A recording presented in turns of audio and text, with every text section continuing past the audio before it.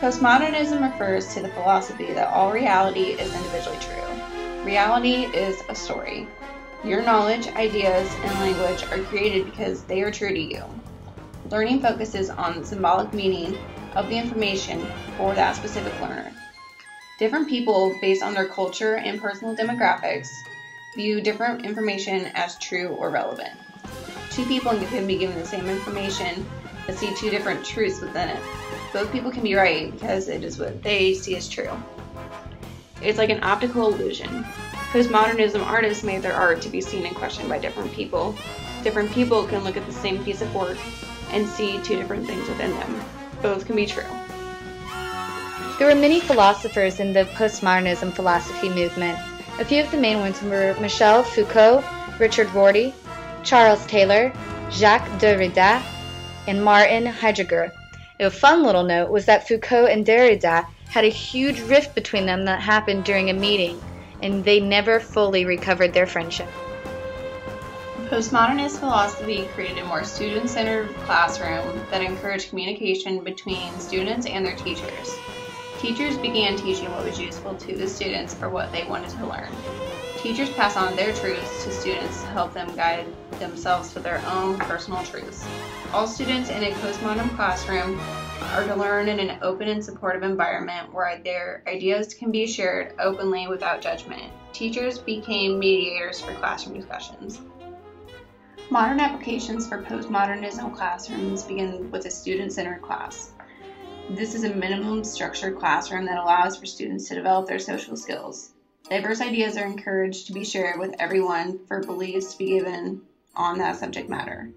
All students have equal power in the classroom to construct ideas. It is the teacher's job to support an open environment and eliminate hostility for others' opinions. This philosophy can be difficult to apply to all subject matters directly. Obviously, in realistic matters such as science and math, individual truths are not accepted as fact.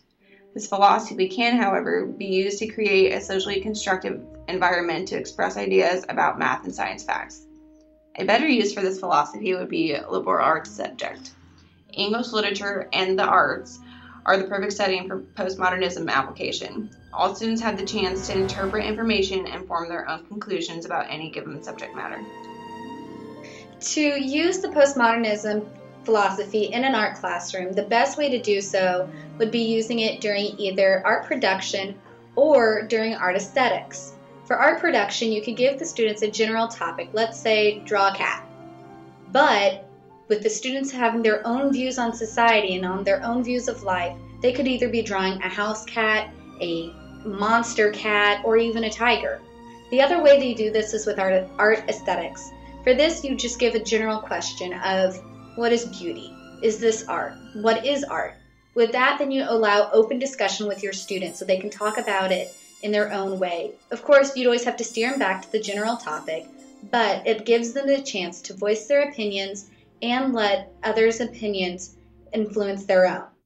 Also for art aesthetics, it could be even used to describe and break down the photos.